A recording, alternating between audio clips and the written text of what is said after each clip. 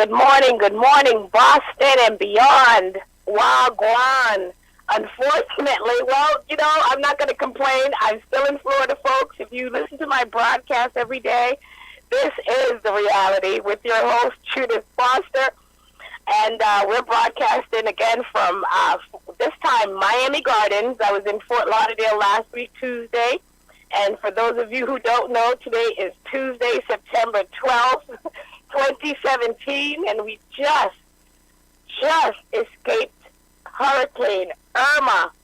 And I don't know where to start, folks. I was supposed to leave last week after the broadcast, and immediately after the broadcast, I got an email from JetBlue saying that my flight was canceled. And so, because I was prepping for the broadcast, I wasn't privy to the news for the day, and called in JetBlue. I was informed about the hurricane, and my flight was rescheduled. I was supposed to leave that Saturday, rescheduled for Tuesday. Tuesday came, we're here, I'm still here, and we'll get to all of that in my schedule and rescheduling, because it's been rescheduled about 4 times now. My daughter just called me because we have no power here. We're operating from generator, and most of the community in Miami Gardens, we actually came out better than most. It's like nothing happened here. We cleaned up, and it looks as if nothing happened. And we're just thanking the Most High for that. It's the night before was just so just maddening, because we had no idea. They said the hurricane would come straight up the middle, and I don't know if you can see a map, but Miami Gardens is right in the middle. And so we were bracing for the worst, because the highways were crazy. No flights were coming in. No flights were going out. For special people, those were probably going out. But for folks like me, my flight was canceled. There was no connecting flights getting out of here. For those who say, oh, well, why didn't you leave? And I've had several people call me and say, well, why don't you get out right now? Okay, when I own the plane, when I own the train or even the bus depot. Now, my thing is, when the frenzy started, I was not going to risk my safety, and my health is just precarious at best at times, and my physical. So I did not want to be a part of the melee, heading up 95 and running from something that you don't know exactly what you're running from. But anyhow, we are hurricane proof in this house. We have our hurricane shutters. We have a generator. Mr. Thompson was the husband for the house. He just took care of us. He nurtured us and made sure we had all the things that we needed, and candles, food ahead of time, water ahead of time, all the things that you need for preparation, flashlights, batteries, all of that. But one thing I must say, in going through this experience, before I let you speak to the homeowner and let her tell you firsthand, what they've gone through, previous hurricanes, I know Andrew hit here before, and so we'll talk about that later on.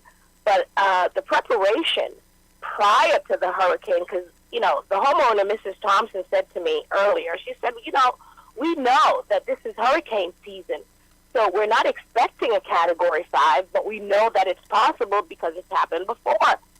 And so we make sure we have our generator, we have batteries on hand, flashlights on hand. We have candles on hand all the time, year-round, just in case. And so, when these things come up, all we need to do is go and pick up maybe some dry goods and just little essentials that you may not have laying around the house. And so the task is not so arduous for the preparation. And so the most difficult is just getting through the thing.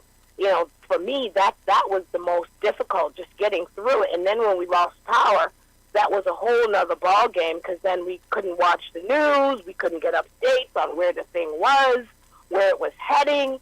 So that was the most difficult part for me. And before I let you speak to my guest, I'm out of sorts. To my listeners, again, you're listening to Boston Praise Radio and TV Network. This is The Reality with your host, Judith Foster. I'm broadcasting today from Miami, Miami Gardens specifically. We were just unscathed, really. We had limbs broken from trees, scattered all over the place. But if you saw today, and I don't have a lot of internet connection, or I would have pictures, or maybe even go Facebook Live for you, although I don't like doing that. But today, I would have done that. But we have, a limited amount of battery life, a limited amount of access to our phone lines. And so, again, I just want to say that I commend Miami Gardens, because I've seen it on the news before where, the worst part of the town is being shown and told.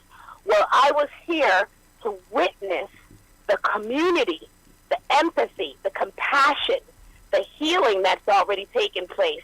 I heard a little girl singing last night, Lord, I lift your name on high, and I love to sing your praises. I don't know how old she was, but I know she couldn't be more than maybe 9 years old, and I was just touched by that to see. And another thing that I was touched by, all the neighbors that came out, talking to each other, Spanish, English, it doesn't matter. We were all hugging, and even prior to the hurricane, we were all talking to each other and hugging, and, folks that they don't even know me, they were hugging me and offering me a beer or shot of tequila, and just to calm our nerves and to not be so anxious, and just to believe God for the miracle that he gave us. And, I walked around the neighborhood yesterday just to assess, to make sure I have an accurate account for you guys. And there are lots of trees that have, much broken limbs in the neighborhood. But again, I'm telling you that it's as if, Irma didn't happen around here. We've cleaned up already. There's piles of tree limbs and the like everywhere, in every place. And I want to say that the trash people came out first thing this morning. I don't know about you all, but when there's a blizzard in Massachusetts, and the Bostonians, you can attest to this, we don't see the trash people for a while.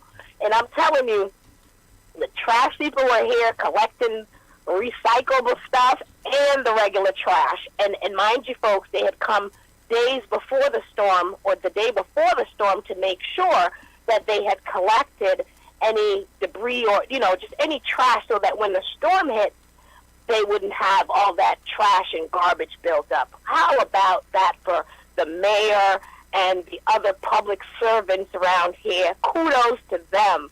I'm all about the politics, so I'm watching and I'm looking at the city services and how things are being maintained, and everything's coming back together. We're hoping power comes back real soon. And, we're praying, because we all miss the news, and news junkie like me, I need to know what's going on. So I'm out of the loop right now, folks. So forgive me if I'm not up to date on, where the power is and where it isn't. But right now in Miami Gardens, we have no power. We're all running by generator. Judy, I wanted you to know that watching and listening to you right now is Elaine Daniels, and she said she's in Fort Lauderdale. She says, Elaine Daniels, Fort Lauderdale is in the house, and all went well with Irma. Beautiful, beautiful. I am so happy to hear that. Thank you, Elaine, for calling, and maybe not calling in, for Facebooking us. And anyone else, if you're in Boston or other places, call in at 617-282-0685. And Pastor, do you have any questions for me before I let folks hear from Mrs. Thompson, the homeowner that nurtured me through the storm? Well, Chief from Mattapan is sitting here with his laptop, and he's waiting to go to ask you some questions, so he's going to take the mic. Good morning, Judy. Great. Good morning. Thanks. Good morning, Chief. How are you? Thank you for coming into the studio. Oh, it's my pleasure. We're glad to hear that you're doing well and safe down there in Florida, and we're interested to hear what's going on. Can you tell us what the sentiment of the locals is looking forward? How do they expect the next few weeks to go as far as support and what their lives are going to be like?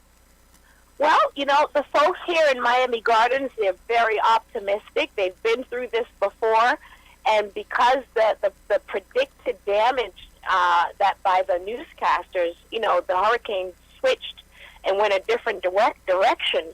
So the anticipation for the damage, was relieved, thank goodness. And so they're all, waiting to get power back and get back to their normal lives. And they're just thanking God that it wasn't like Hurricane Andrew, or I think they were out of power for at least 3 weeks during that time. So they're hoping that, there's a couple of streets over from us that already has power. So the homeowners tell me that that's a good sign that power should be coming back, any day now. And other city services are up and running. So that's they're really optimistic. And I want to tell you, folks are in great spirits. And I'm not feeling any worse for the wear, I tell you, Chief. So I'm really feeling really inspired by this experience. People are feeling grateful after the storm. Yes, we're absolutely grateful.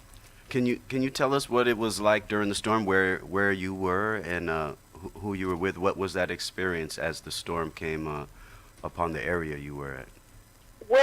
Okay, so I'm in Miami Gardens right now, and that's where I've mostly been since the storm, and when they gave the evacuation for other parts of the city. So I'm here with family and my in-laws. And so I was fortunate enough to, they're family, so I didn't really have to be in a space where I was with strangers. That was relieving for me. And they're very nurturing, and the shelter that was designated was the high school. And the high school is maybe a block from where our house is. I see. So that in walking distance. So we had a contingency plan that if, the worst came to worst and we got blown away, then we'd head on over to the shelter. And so, knowing that we had hurricane shutters, because again, the homeowners have lived here for at least 30 years, and so they're very much prepared. Hurricane shutters and, all the necessary components to withstand a hurricane category 3 or even a 4 that they've gone through already. They told me that the windows that they have had installed can withstand wind gusts of 150 miles per hour. So that calmed me a lot, and I really wasn't worried because, we also had a safe room in the back of the house. If the front of the house was compromised, we had a safe room where Mr. Thompson assured us that it was the safest place to be. I see. And so, again, preparation was done. Mr. and Mrs. Thompson were stalwarts. And again, I can't speak enough about the empathy and the nurturing that I received from Mr. and Mrs. Thompson, in that I posted when I could, so some banana porridge, Chief, homemade with real bananas and real homemade ingredients. I haven't had that in a long time from when I was a kid in Jamaica.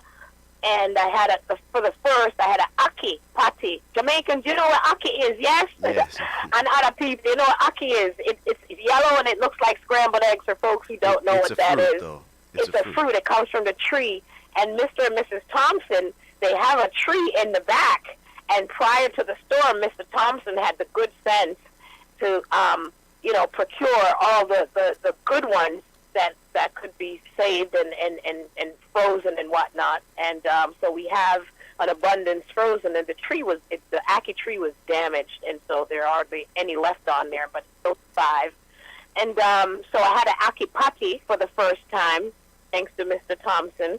And I've just been nurtured. Good food, nourishing drink, positive conversation, positive vibes. You're meeting and he's just been telling jokes. I told Mr. Thompson that they need a reality show. That's how comforting they have been to me throughout all of this, Chief. And I thank you for asking. That's a great question. Yeah. Well, we're interested to know what it's like for the people that are actually living in the neighborhoods down there. Well, let me have you speak to Mrs. Thompson, and I'll have her introduce herself to you guys. Hold on, please. Good morning, and how is everyone today? Good morning, Mrs. Thompson. It's wonderful to speak with you. Congratulations, and we're glad that you're all safe there. Yes, thank you so much. Thank you. We appreciate that, knowing that everybody's, keeping an eye out. Of course, my phone, even though we didn't hardly have charge, all the family, because I have family, again, all over. Everybody, of course, checking in. So I was able to assure my parents and my brothers and relatives outside of Florida that we were okay. So, we look at it as another storm. Again, as Judith said, we were very thankful that the eye didn't come, straight up the middle, because it would have definitely been a lot worse. So, again, we just thank God that change a little bit in direction. That's all it takes. Just a little twist in direction can make a huge difference. Our hearts go out to, of course, Key West, and a lot of the beach is still devastated, so they have a lot of recovery ahead of them. So I'm sure that the company I work for, Carnival Cruise Line, will be asking for volunteer work over the next week and weekends in helping people out there on the beach side and in Key West get themselves back together. So I see. So your job will be putting together some efforts to assist community. Our company is really very good about that. So I'm sure that they will ask for volunteers from the employees to go out and help the Key West residents and, Virginia Key and all the neighboring areas that we can get to. That's something that they do all the time, but they definitely is something that I know they'll step up the effort for that. I'm sure that they'll be bringing in a few of their ships as well for people to be housed. I know we did that with Katrina in New Orleans, so I'm sure that if necessary, they'll do it again. They're really very good about that. They're a good humanitarian company, so that's one of the things I love about them. What's the name of the company? Carnival Cruise Line. That's interesting. I would imagine other companies are going to try to do the same. Up here in New England, we don't go through these type of calamitous weather events as often, and it's interesting to see how the community prepares, and then afterwards all the things that come together. And so for me, that's what's really interesting. What type of things does your community do to prepare for these things on a regular basis? You all seem to be, like I said, so resilient, and you said it's just another storm. So, well, the thing with Florida is 6 months of the year we are living in hurricane season. So from the 1st of June to November 30th is a hurricane season, so anything can happen. So when you live knowing that anything can happen, it can be from the smallest to the largest, which Irma was, it can happen, and we still have 3 more months.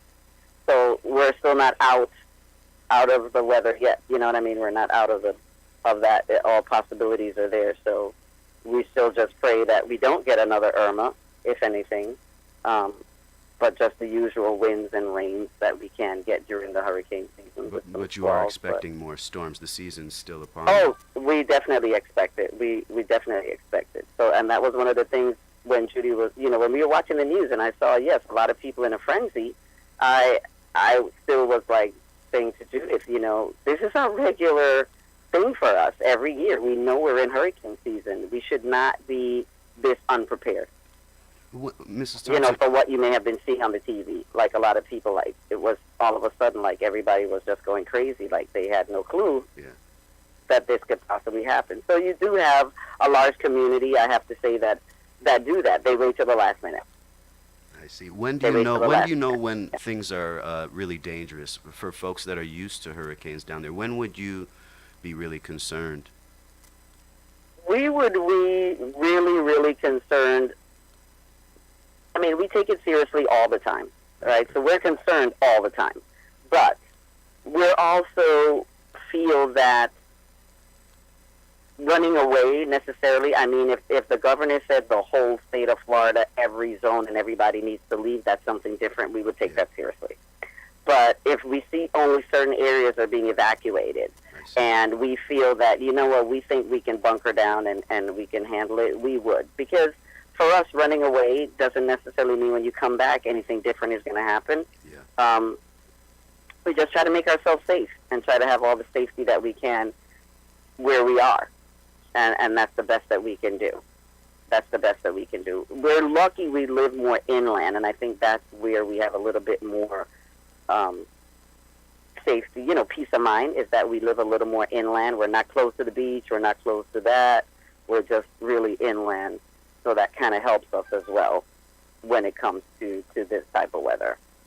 That's great. I think some of our northern communities could probably learn a lot from your communities. What would you say is the takeaway for communities up north who may start facing these type of weather calamities more often? They may start spreading and reaching other areas. For communities who these type of weather events are going to become something that are more common, what would you advise them to do? What is the takeaway? The takeaway would just always have necessary precautions as best that you can control. What can you control? You can control boarding up your home, making sure that you have water, making sure that you have, dry goods, non-perishables, making sure that you have flashlights, coal, propane, whatever it may be. Have something on hand in case of an emergency. Have a backpack that, yes, in case you got to run, you have your essentials, your important papers in a plastic, all protected and in a bag that you could just pick it up and run. Because, again, you can't worry about stuff, but your important papers that you're going to need, insurance, passport, those type documents, you always want to have that in one place that at any moment you can grab it out that bag. It's in a bag and you just grab with it and you're ready to go. So just being prepared, just not taking it for granted that it's not going to happen where you are, because the weather change, again, to your point, is changing, and we can expect these type of weather anywhere. So being prepared, not taking for granted that, no, my state, that'll never happen. I don't think we can live in a world anymore of that'll never happen statement. Yeah. And the reality is that we have to be prepared for anything at any time. Thank you so much. Thank you for having me on. You guys take care. A blessing. And before you go, yes. I thought I heard Judy ask a question or make a comment that do you have a safe room? People building safe rooms in their houses where they can go and stay during the storm?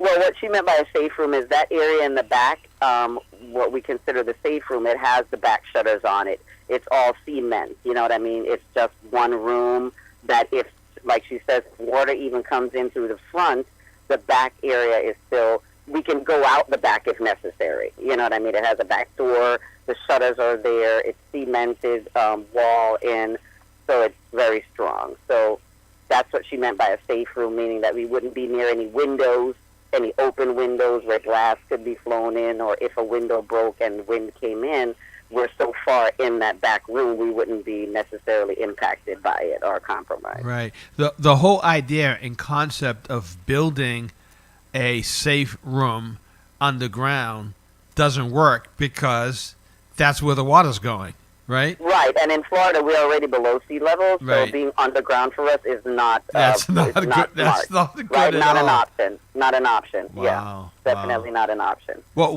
one thing you said, my takeaway, my personal takeaway, is that I have all my personal papers in a safe at my house.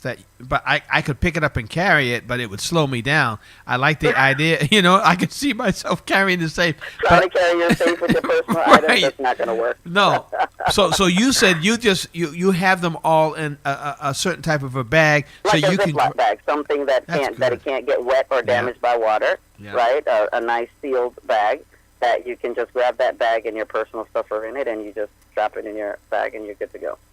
I'm taking that one home tonight when I go home. Definitely, very good, very good. Great talking to you. Thank so you. just keep it in the safe, in the plastic. Right, and just pull it out. All right. Well, thank you again, gentlemen, for having me on. You guys take care, and I'll Okay. talk to you again soon. I'll put you back to Judith. Okay, thank you. That's good information, Yes, huh? Mrs. Thompson. in Yes, Miami Gardens, Mrs. Florida. Thompson, thank you for that. I tell you, I did not know that about Carnival Cruise Lines with the empathy and the compassion and the humanitarian effort. Great kudos for Carnival Cruise Lines. Had no idea. Now, Pastor, I was able to find two beautiful young women next door. And, my intuition told me, go and speak to these women. And luckily enough, I found the young lady who was singing, Lord, I lift your name on high. And I'm going to allow her to introduce herself. There are two of them, so I'll let them talk. I don't want to take up too much of the broadcast right now because I have some information later on that I want to share from an article. But here's one of the young ladies, and I'll let her introduce herself. Hello, good morning. Good morning. This is Jade Fraser from Miami Gardens. Could you just say your name one more time, please? Jade Fraser. Jade Fraser. Welcome to Boston Praise and the reality. Can you tell us something about your experience through the hurricane? You've been through these before. Yeah, I've been through these once. Well, in Jamaica back at home. Well, here, I was scared, totally scared. It was traumatizing, very traumatizing, and when it was over, I was totally happy. It didn't do much damage, but it did do damages here in our community. And also, we don't have any lights, so. But what was the difference, or what is the difference between a hurricane in Jamaica versus Florida? You said this was worse. Mm-hmm. Well, this was worse because for me, this was a category 5. So I thought it would do like have houses on the floor and flooding. So I was thinking, oh, all right, well, this is going to be different from home. So that was my experience. I see. And so it sounds to me is during these hurricanes when you have no services, you have no electricity, and you're aware that the safety net that we normally have in society is down. I would think that being concerned with being injured would be a medical emergency would be one of the greatest concerns during a time like that. Mm-hmm. And so, I mean, people just are really just trying to stay safe and hunker down. Were you with a large crowd? Yes, I was. My family. Well, that's fantastic. Yeah. What type of things were you all doing to pass the time? Or how many hours was this hurricane? Well, the entire day from around 8 to like 8 a.m.? Yeah, to like 7 in the morning the next day. Yeah. Oh, wow. And it's my understanding that you were singing, "Lord, I lift your name." Was that on high? Did you sing that song? Yes, I was. Lord, I love to sing your praises. I'm so glad. You're in my life. Yeah, keep going, keep going. I'm so glad you came to save us. You came from heaven to earth to show the way. From the earth to the cross, my debt to pay. From the cross to the grave, from the grave to the sky. Lord, I lift your name on high. Okay, I think that you and I are going on tour. And we'll start in Jamaica, not during the hurricane season. Yeah, I'm going to press the recording right now. That was so. So why did you start singing that song, and when did you sing it? Well, last night it was very, very hot and dark, and I'm always feeling the Holy Spirit. Well, I sing on the choir. I'm not a Christian as yet, but I feel the presence of the Lord sometimes. So why not? Last night I was feeling the presence of the Lord, so I began to sing. Wow. Mm-hmm. And did you know that others were listening to you? No. But it is amazing because Judy was listening, and God was using your voice, and God was using the words to your song to lift her up and to empower her. That's a great thing. Isn't that a great thing? So what's going to happen on the day when you decide, I want to be a believer and I want to surrender my life 100%, every single day of my life, I want to surrender it to the leading of the Lord? What do you think your life is going to be like then? Well, I'm going to be more blessed, more covered, feeling more safe. Yeah. Well, I want you to think about that because God allows things to happen, and when things happen and we react to them, you defaulted to faith. That's where you defaulted. I can imagine what your life would be like if you were there 100%, and it sounds like you're beginning to walk there. So thanks for talking to us. We really appreciate you. Thank you for having me. Okay, bless you. Miss Frazier tapping God into bless the you. spirit after the storm. That's beautiful. That's amazing. Judith, you Thank still you, with us? thank you, sweetie. Thank you. Pastor, when she was singing last night, it was very dark. And my spirit is telling me to share this with you all because I couldn't see who it was again. And just now, when I was telling you the story, prior to the story, I didn't see anyone sitting across the street on the porch. And so after I said it to you guys, I saw the two figures over there, and my intuition led me to the young lady that was singing. I had no idea until I asked her, was it you who was singing last night? And she said yes, and then I then invited her to tell you guys what inspired her to sing such a beautiful song. She has a beautiful voice, does she not? Yes, she does. Yes, she does. And she's she inspired me. She inspired me, Pastor. How great is our God? And my faith is so strong throughout all the things that I've gone through. That's the one thing that I've held on to. And when I heard this young lady singing that particular song, that particular verse, it just confirmed to me that you must go beyond belief to knowing, yeah? And I say that because belief is one thing, but when you know whose you are and whom you belong, and when things like this happen, of course you're intimidated a little bit and you feel a little anxious like the rest, but deep down inside, you know that God's got you. So there's no fear. And when you tell people that, they find that a little bizarre when they say, are you afraid, Judy? And I say, no. I feel no fear because I am anchored in the Most High. But having said that, Pastor, there's another young lady that I want to make sure that her voice is heard because she too experienced the hurricane. I want to know how she felt. And I don't know her name, but you guys will know her name before I do. Hold on, please. It's amazing. It's like a confirmation at the end of these storms when we come out and the sun is shining and we realize we made it and everything is okay. It's truly a confirmation of a love. Can you hear me?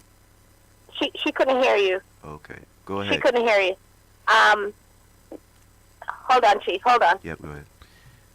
Hello? Hello, good morning. Good morning. Good morning. Could you say it again, please? My name is Shania Francis. Shania, welcome to The Reality on Boston Praise. We understand you made it through the storm. What was that experience like? It was actually a good experience. It was good. How so was it good?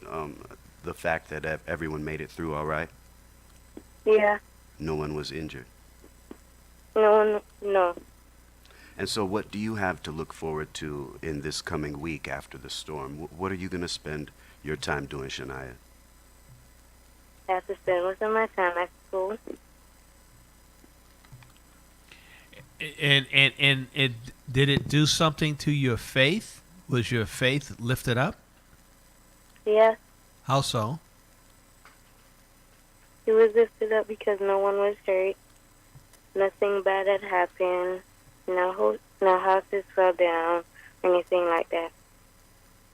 Well, we're also happy for you. We are, and we're happy that it was a safe time and that you took the precautions as a community to stay safe.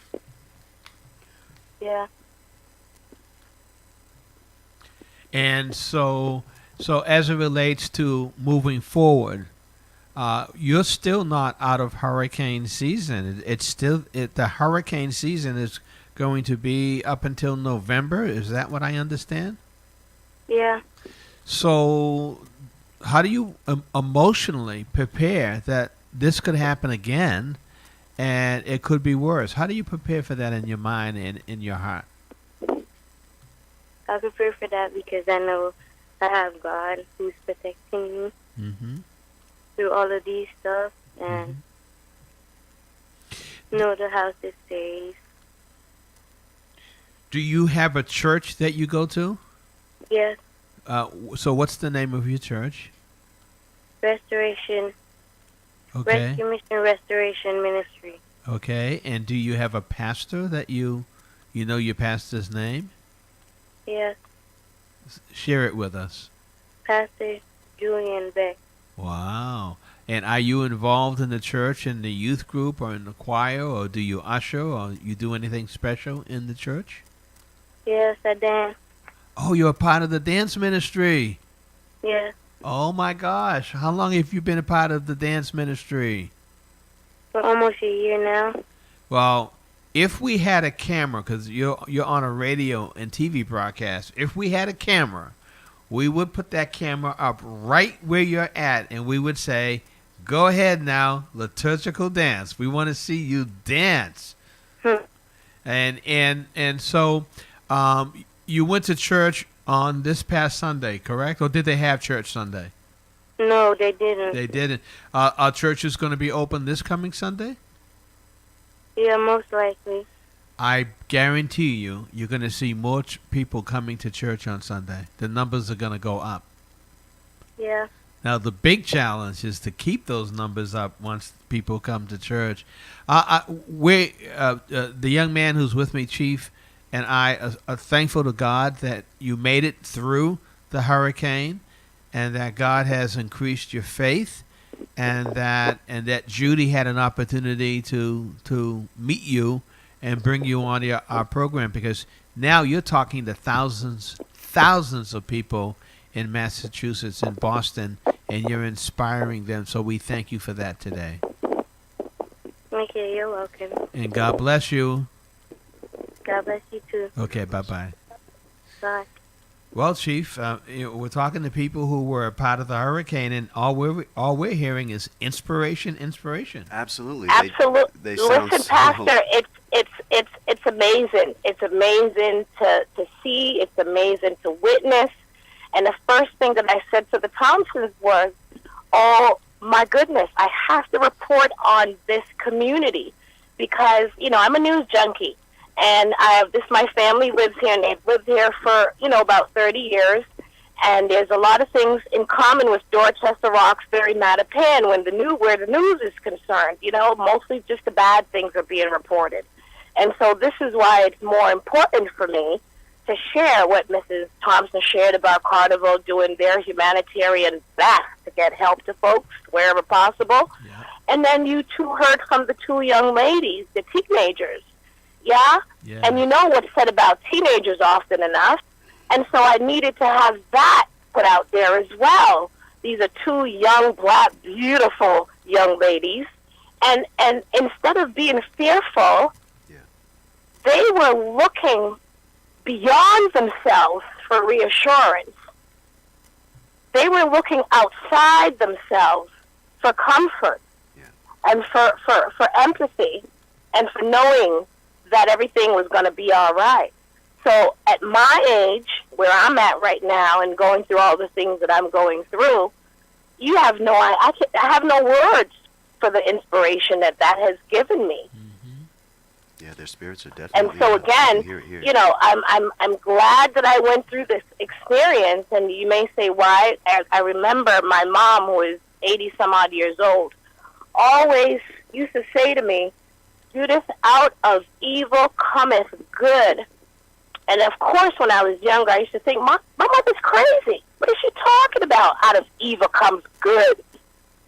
And so again, I'm reminded that we can't lean to our own understanding. And I don't mean to be preachy, because everybody knows me and I'm not a Christian. But I have faith, and I have spirituality, and I have a knowing.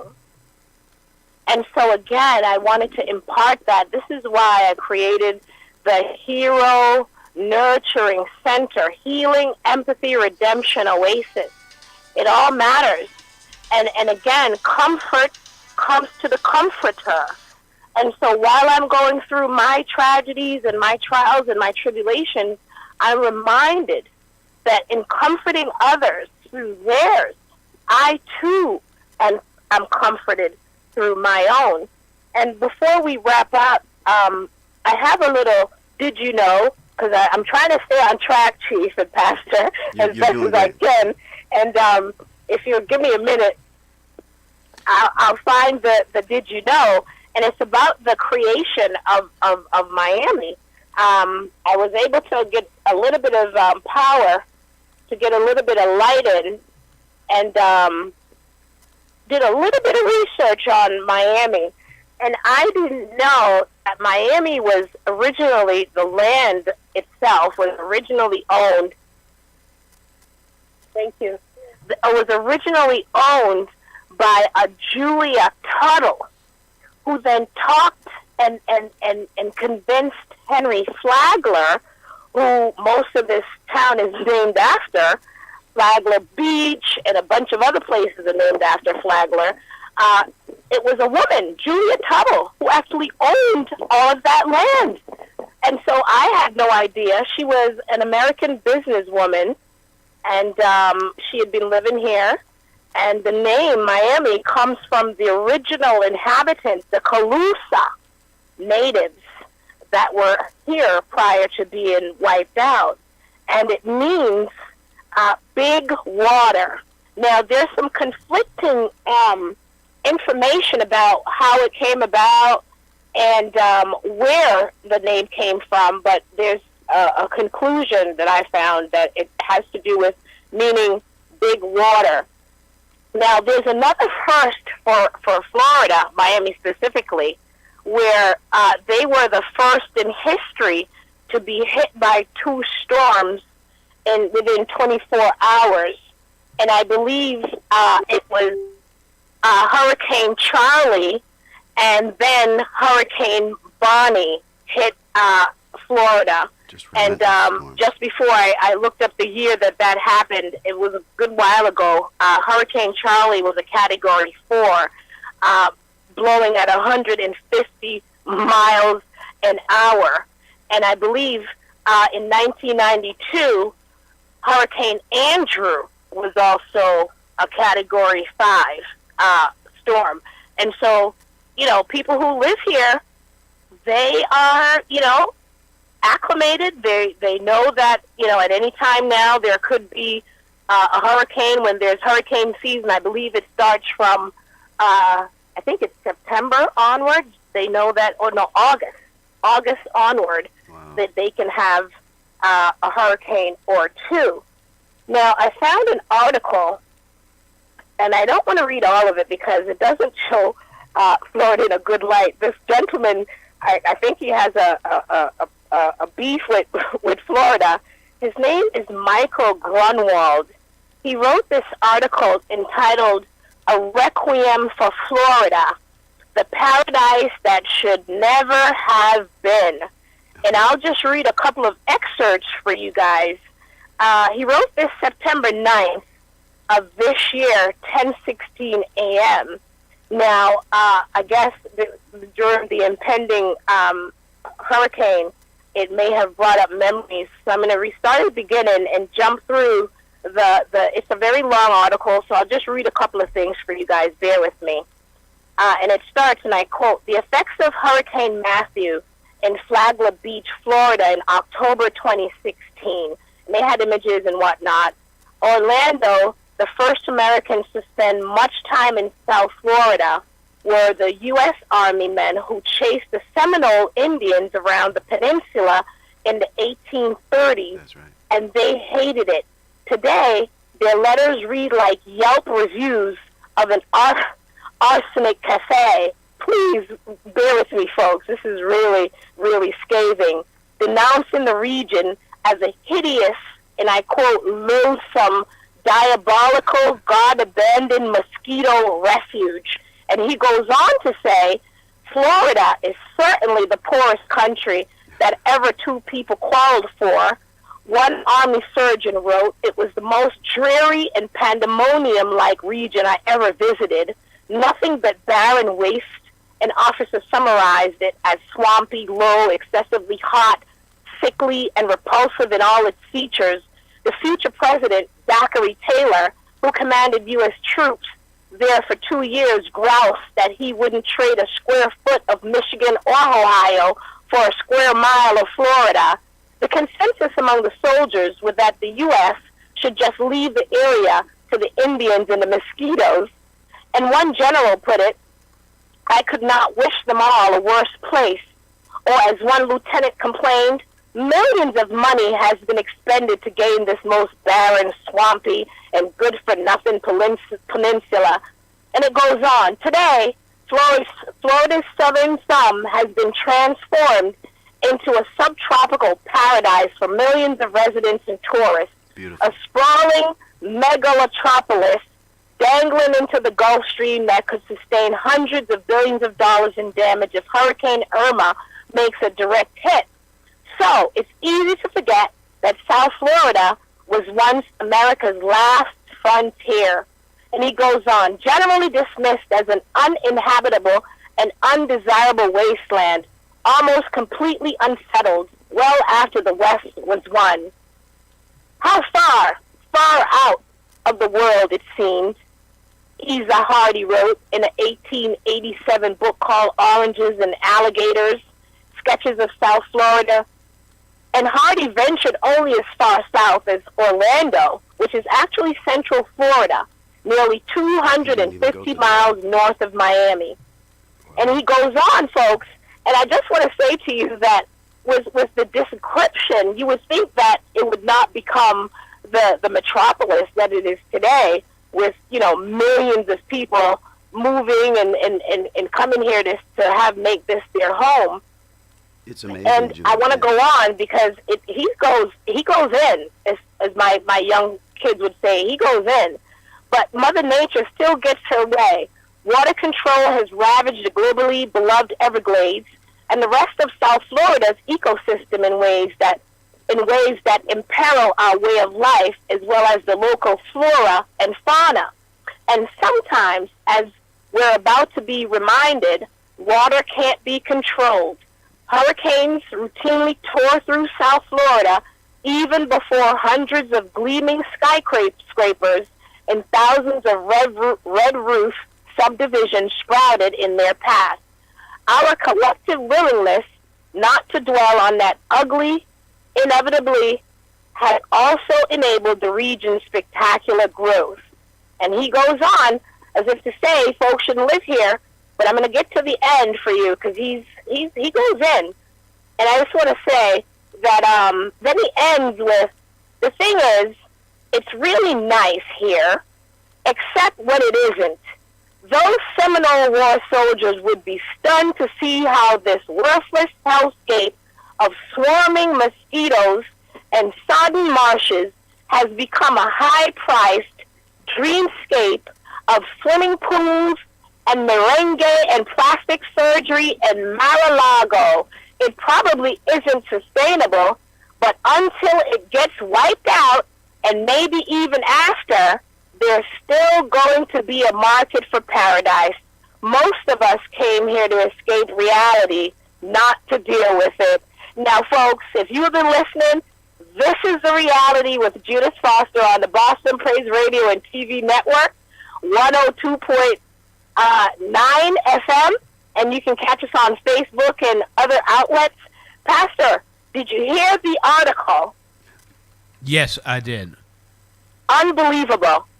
You had Chief from Mattapan was over there, almost like in the Amen corner while you were reading it. It's striking how the extreme landscape down there in Florida kind of forces communities to be stronger and more resilient. That's kind of what I'm hearing from the Seminoles, right? And you can see it again in this storm, how this pressure on communities just makes them more efficient almost and makes them work together better and makes them stronger. So that's kind of what I've been sitting here taking away from all that you've been saying here.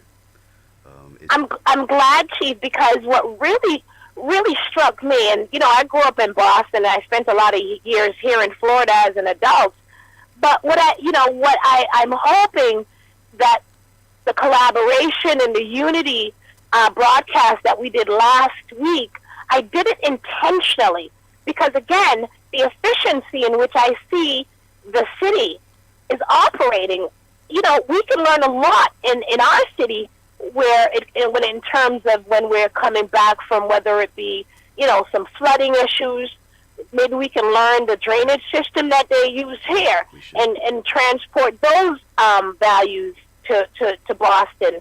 The trash people were out the next day after a category 4 or 5 hurricane, and a day before, as to make sure that the garbage and the debris was lessened on the street. You know what I mean? That's great. And so again, they had foresight. They had coordination. And so when I look at Boston, when things happen, I love my city. That's where I grew up. It has its faults, but I love my town. We can learn a lot. And so, again, this is why I did the Unity Collaboration nonprofit broadcast. And this is why I thought it was important that if I were here after the hurricane, if I survived, because we didn't know it was going to happen, I hoped and prayed that I would do this broadcast because, people need to know that, again, in face of devastation and in the face of calamity, we can come together. We can work together. Collaboration can happen, and it's a must. If we are to sustain ourselves and to sustain this life, we have to come together. Right. And we've got to work together across state lines, across city lines, across denominations, right, Pastor? Yes. And it shouldn't take a storm, right, or Donald Trump. But the fact is, we do go through storms, and we do go through these things like Donald Trump, which are this pressure on our communities. So that's what's encouraging to me, is that through the pressure, we can look forward to more collaboration and even more spirit, like we just heard through the young ladies today. Absolutely. And I know that my time is coming to a close.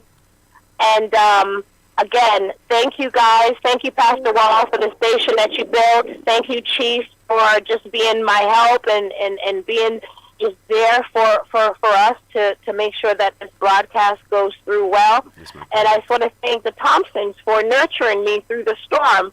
And the 2 young ladies that came out of their comfort zone, because they're 2 shy young women and they don't know me from Adams, but I thank them for just giving me their time and their energy, and I'm so inspired by them.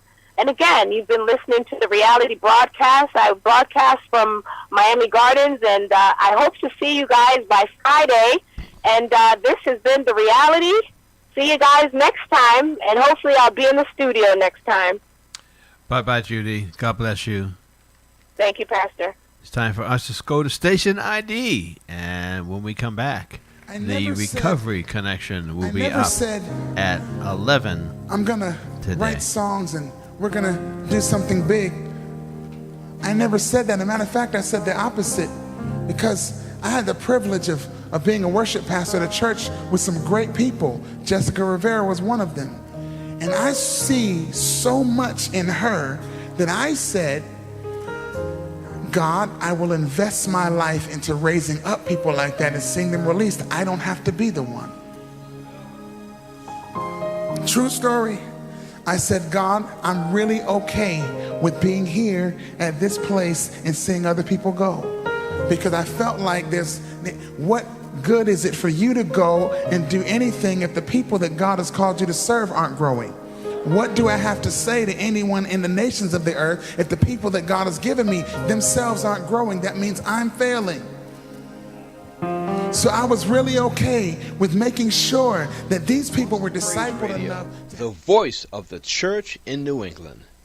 The views and opinions expressed by the following paid program are those of the program producers, and they do not reflect the views and opinion of Boston Praise Radio, its staff, or management. Hi, I'm Minister Franklin Hobbs, and I'm inviting you to join us on Healing Our Lands Live broadcast heard on the Boston Praise Radio Network Monday through Friday, 4 p.m. to 5 p.m. Eastern Standard Time. Be blessed. You can listen to Boston Praise Radio and TV on Audio Now. Just dial 712-432-4402. That's 712-432-4402. You will be able to hear us right on your cell phone without any software. That's Audio Now, and dial 712-432-4402. Hi, this is Mike D of the UA7 Gospel Countdown, Urban America's 7 biggest current songs and more. Join us in fellowship with our broadcast on www.bostonpraiseradio.tv, Roku TV, WRCA 1330 AM radio, and WBPG 102.9 FM radio. These TV and radio networks are all coming out of Boston. Radio and TV that cares about Boston and beyond. This is yours sincerely, Mike D of the UA7 Gospel Countdown. Tune in and be blessed. If you want to broadcast on the Boston Praise Radio and TV network, please call us at 617-282-0685. That's 617-282-0685. You can broadcast on the internet, Roku TV, or our brand new station, WBPG LP 102.9 FM radio. Again, call us at 617-282-0685. 617-282-0685. You have the power to make the seasons change. The rivers flow for you. The wind whispers your name. For me, you left your throne and traded crowns for thorns instead. I'm saved within, not by your skin, but because your blood was red. We may be different, but the God we serve's the same. Every Sunday we separate and bring the Father pain. His name is higher than any other, but you took my place instead. It doesn't matter what color you are, no, Jesus, as long as your blood was red.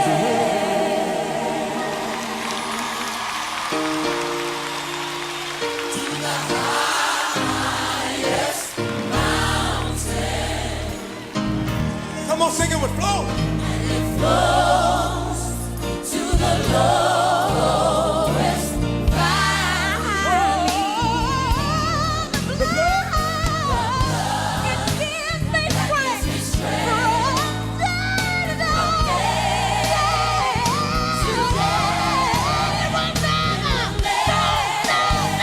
no, it will never lose its power. It will Houston, did you have a good time? Keep standing, keep standing. Keep standing. If we was at the club, we'd keep standing. If we was at the club, we'd just be getting our drink on. Keep standing. What do you think about when you think where you were and what you were doing when the blood found you, huh? All the folk that have been saved by the blood of the Lamb, let me see you wave your hand. Now, the next time I want you to wave your hand, I want you to wave it because you remember what you were doing when you got saved. Let me see. Now, this time, let me see you wave it if you're glad that you're not what you used to be.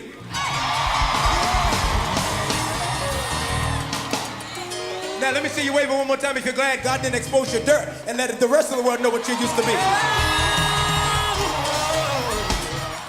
Now this time I want you to wave both hands on two things: grace and mercy.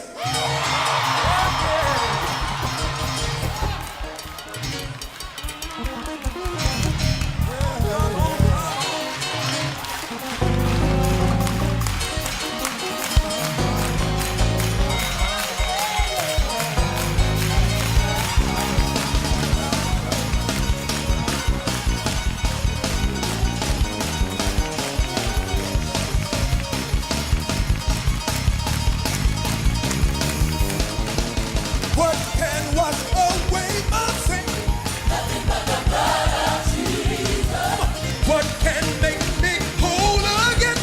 Nothing but the blood of Jesus. Oh, precious is the blood that makes me white as snow. No other ground I know. Nothing but the blood of Jesus. What can wash away my sins? Nothing but the blood of what can make me whole again, say? Nothing but the blood of Jesus. Oh, precious is the blood that makes me white as snow. No other ground I know. Nothing but the blood of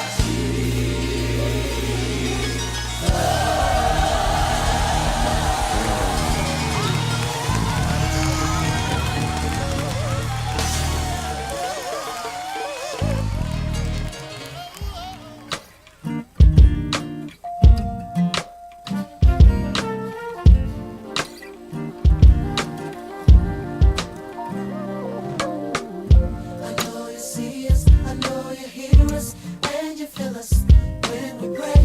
You understand us, see deep inside us, translate tears and take them away. I'ma be honest, there are times, your ways and methods I don't understand. You seem so far, tell me who you are. I know you touch but can't see your plan. I'm lost in this game called life. Left to me now feels right. It's your turn now. I wanna be where you are. Let me live behind you, 'cause I need shelter from the rain.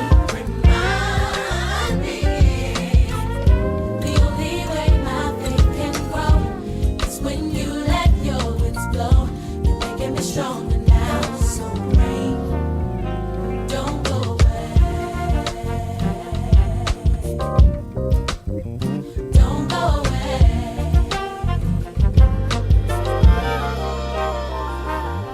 For real though. I admit it'd be nice to have some light shine down on me, especially when what I shall be you don't always let me see. It ain't easy, but I'm trying.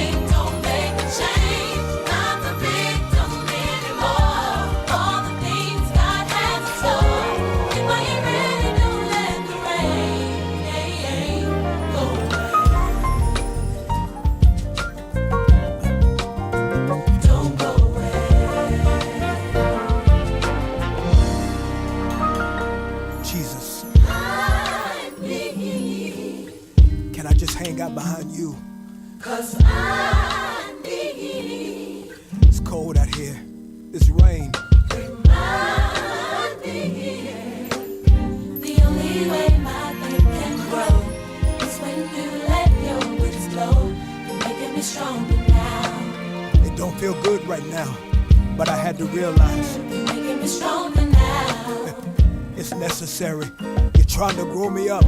You're making me stronger now. You're taking away everything that's not like you, Jesus. You're making me stronger now. It's that breaking process, y'all. Come on. You're making me stronger now. Your delay is not a denial. I realize You're making me stronger now. you love me too much to give me too much, Jesus. You're making me stronger now. Your plan is perfect even when I'm not. I realize You're making me stronger now. I can't rely on my own strength this time, y'all. Come on. You made me stronger now. I cried while I worshiped. You made me stronger now. When tithe money was rent money. You made me stronger now. Forgiving my enemies. You made me stronger now. When daddy walked out. He made me stronger now. When mama gave me up. She made me stronger now. Everybody that gave up on They me. made me stronger now. I need to write you a thank you letter. They made me stronger now. Cause you made me. You made me stronger now. Jesus, I thank you. You made me stronger now. I can see clearly now. You made me stronger now. I didn't understand it at first. You made me stronger now. I even got mad at You you. made me stronger now. Cause you were taking too long. You made me stronger now. But I'm sorry, Daddy. You made me stronger now. Your ways are not my You ways. made me stronger now. I felt that. I felt that, y'all.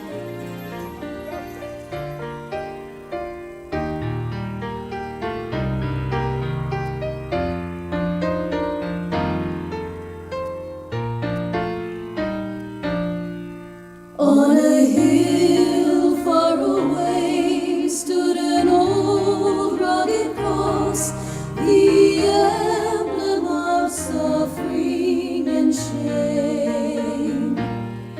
And I love that old cross where the dearest and best for a world of lost sinners was slain. So I'll cherish the old rugged cross till my trophies at last I lay down. I will cling to the old rugged cross and exchange it someday for a crown. Oh, that old rugged cross, so despised by the world, has a wondrous attraction for me.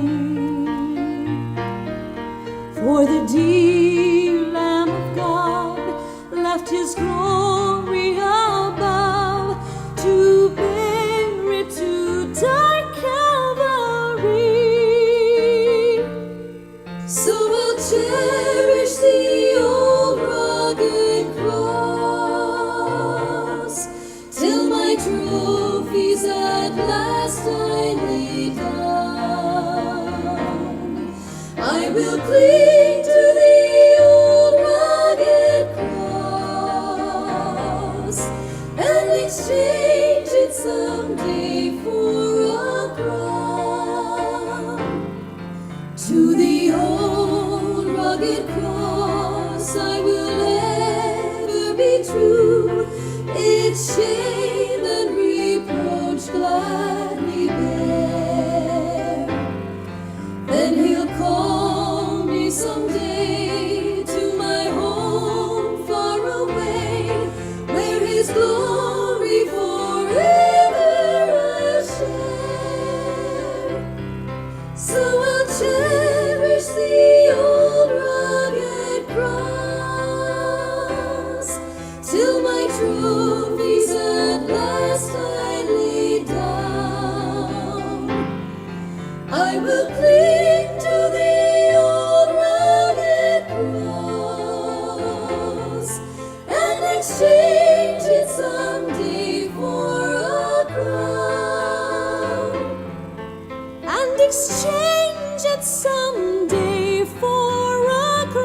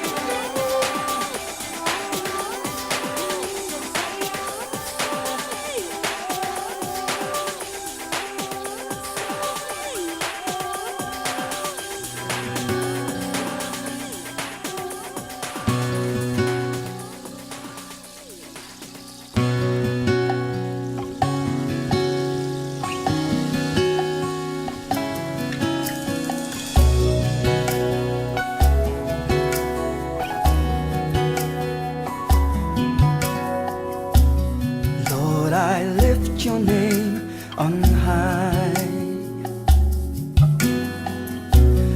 Lord, I love to sing your praises. I'm so glad you're in my life. I'm so glad you came to save us. You came from heaven to earth to show the way, from the earth to the cross. Our debt you paid, from the cross to the grave, from the grave to the sky. Lord, I lift your name on high. Yes, Lord, I lift your name on high. Lord, I love to sing your praises. I'm so glad you in my life. I'm so glad you came to save me. You came from heaven to earth to show the way, from the earth to the cross. Our debt you paid, from the cross to the grave, from the grave to the sky. Lord, I lift your name on high.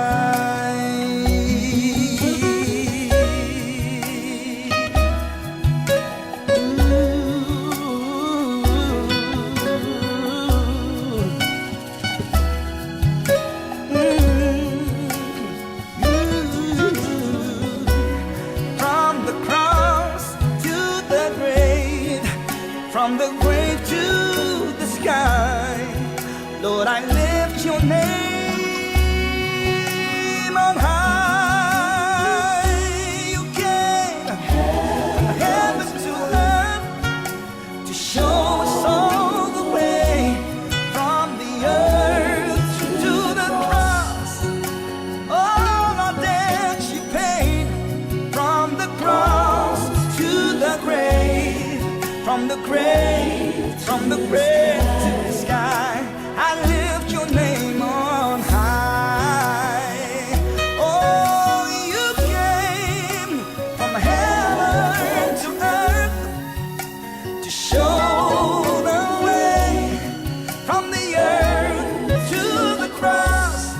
All our that you paid, from the cross to the grave, from the grave to the sky.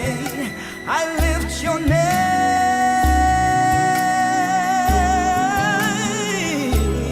I lift your name on high. Lord, I lift your name on high. Oh, I lift your name on high.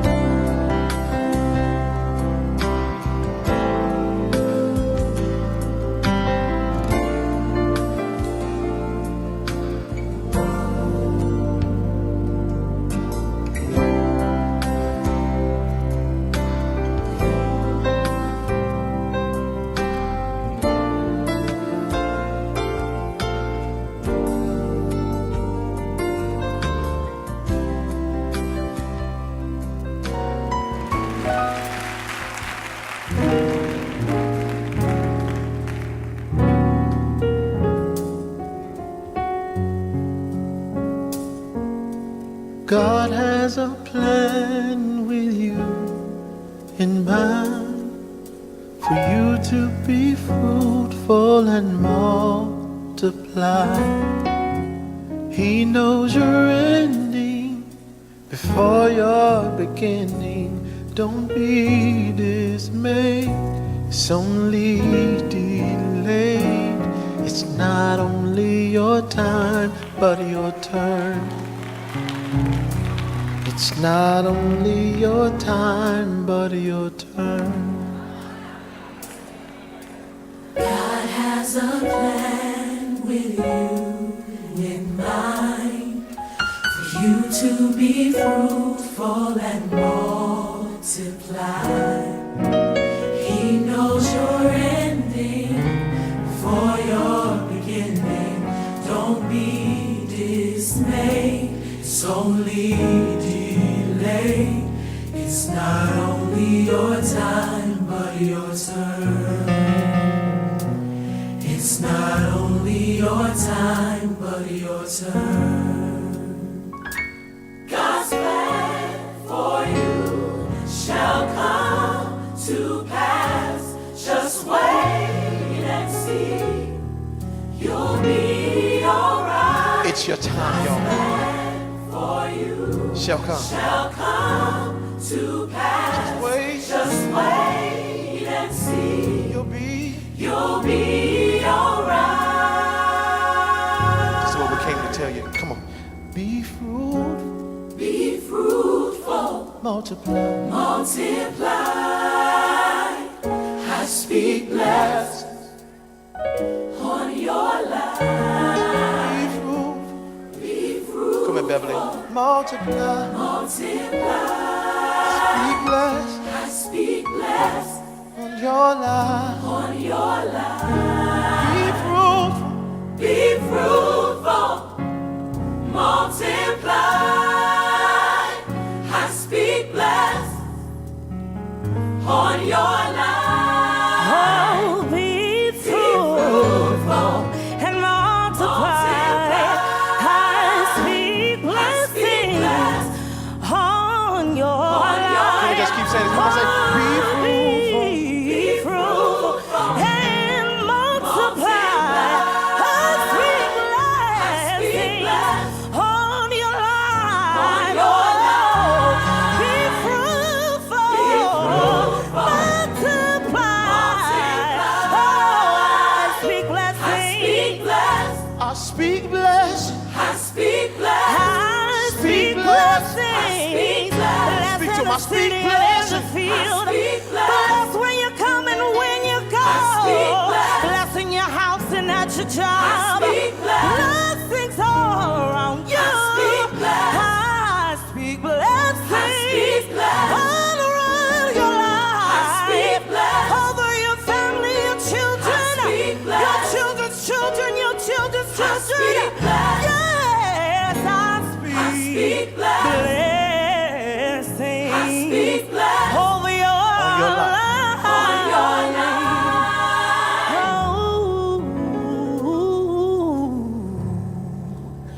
Oh, multiply, multiply, multiply,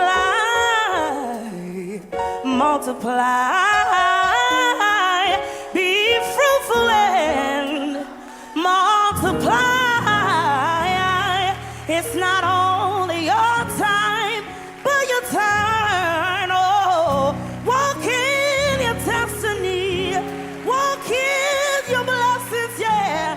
Walk in the favor, yeah. Oh, it's your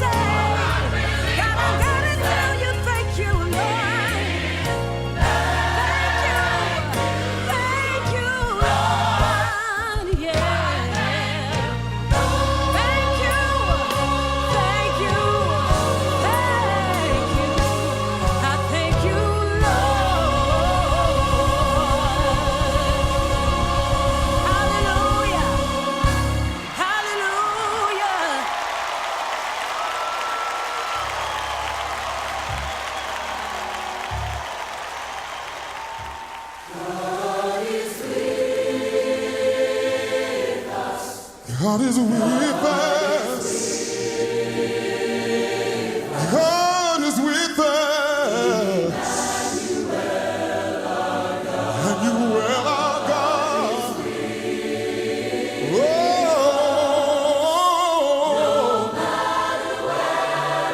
no matter. There's one thing we know.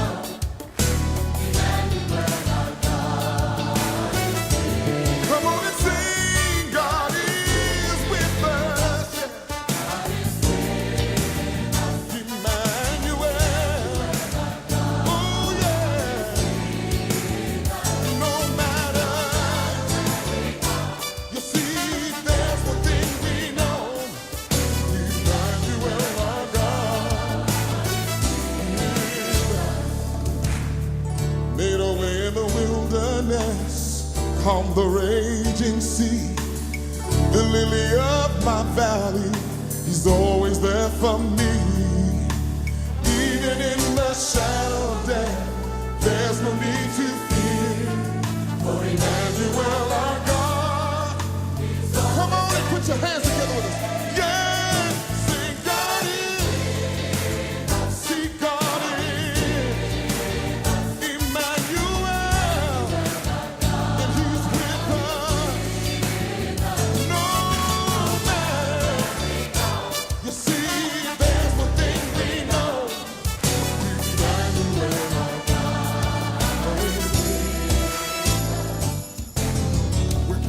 From your presence, Lord, there's nothing you don't know.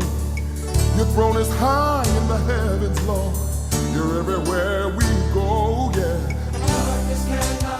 Darkness cannot hurt us. Your light always shines through. Emmanuel. Come on and sing. See God is. Yes, He is.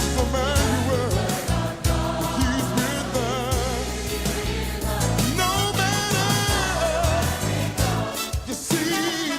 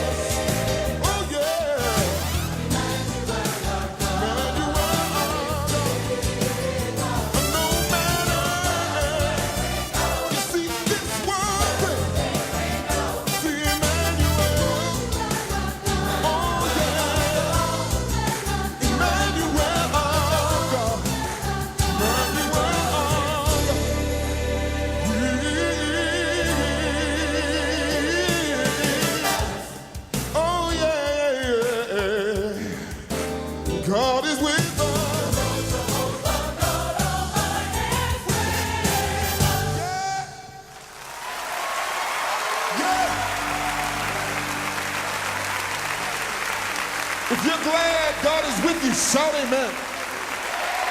I mean, if you're glad God is with you, shout amen. Oh, yeah. We're living in a day and time when it seems like the moral fabric of our society is deteriorating every single day. What we need is not a new political agenda. What we don't need is a new religious debate. But what we need is the fire and the power of the Holy Spirit. Rain down from heaven. Flood each thirsty soul. This is what we gotta do. Among us, for we have gathered in your name. We can feel your presence in this place. Sing with me. You are here among us. You are enthroned upon our praise. You are here to heal and here to save. Sing, you are here in our midst. How we've waited for moments like this. Have your way in this place. Holy Spirit, come do as you wish. We are changed as you move in our midst. You are here in our midst. You are here in our midst. How we've waited for moments like this. Have your way in this place. Holy Spirit, come do as you wish. We are changed as you move in our midst.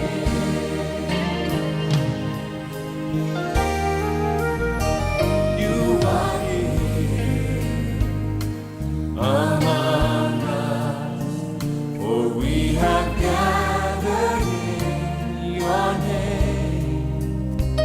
We can feel your presence in this place.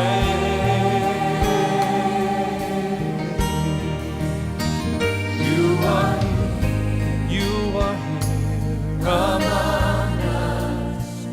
You are enthroned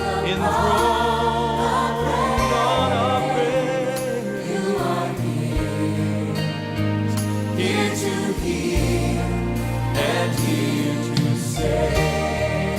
We acknowledge your presence among us. Oh, you are here in our midst. How we waited for moments like this. Have your way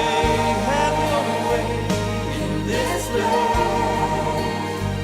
Holy Spirit, come do as you wish. We are changed as you move in our midst. Lord, we acknowledge your presence. You are here in our midst. Here in our midst. How we've waited. Lord, we've waited like this. For times just like this. Have your way. Have your way in this place. Here in this place. Holy Spirit, come do as you wish. We are changed as you move in our midst.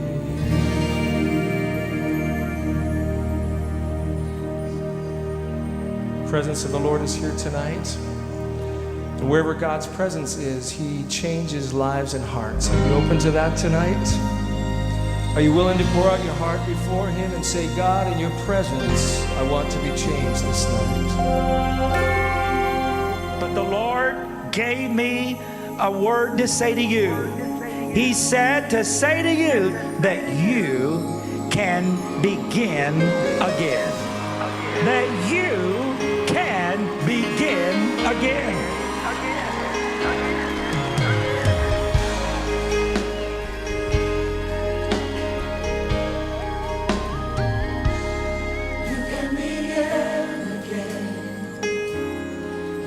Begin again.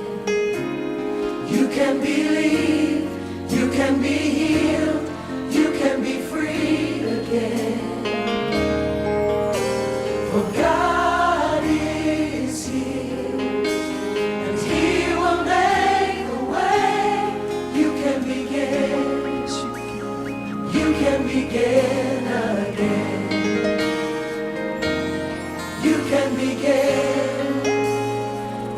Begin again. Sing it again. You can begin again. Oh, yes, you can. You can begin again. Yes, you can. You can believe. You can be healed. You can be free again. For God is here. For God is here. He will make a way. He will make a way. You can begin. You can begin again. You can begin. You can begin again. If you believe that, raise your hands like this. You can begin again. Oh, yes, you can. You can begin. Oh, yes, you can. You can believe. You can be healed. You can be free. If you're looking for an auto body shop, call John at the Avenue Auto Body Shop. The phone number is 617-296-0028. 617-296-0028. They're located at 29 Edgewater Drive in Mattapan. 29 Edgewater Drive in Mattapan. When you call John and tell him that Pastor Wall sent you, he'll cut you a deal. Again, that's John at the Avenue Auto Body Shop at 617-296-0028. 617-296-0028. Hi, this is Pastor Bruce Wall. Are you looking for a new or used automobile? Then call Prime Toyota. They are located at 1605 VFW Parkway in West Roxbury. That's 1605 VFW Parkway in West Roxbury. Their phone number is 855-415-0685. That's 855-415-0685. Their sales department is superb. The service department is efficient. Their staff, well, they're friendly. When you are ready to make a great deal, call Jeremy at Prime Toyota at 855-415-0685. That's 855-415-0685. And let them know that Pastor Bruce Wall from Boston Praise Radio and TV sent you.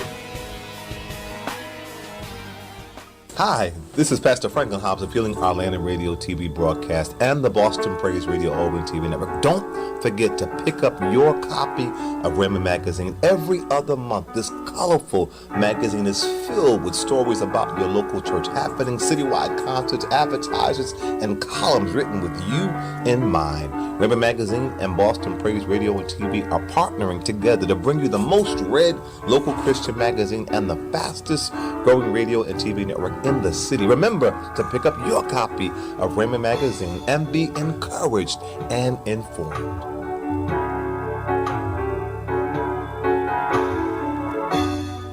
You're listening to Boston Praise Radio, the voice of the church in New England.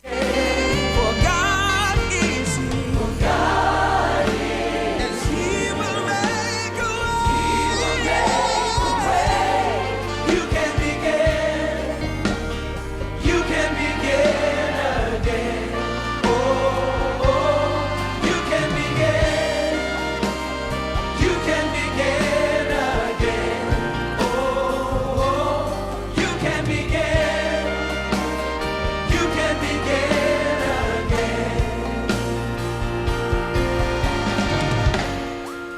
Listen, whatever you've been through, do you know that God knows right where you are?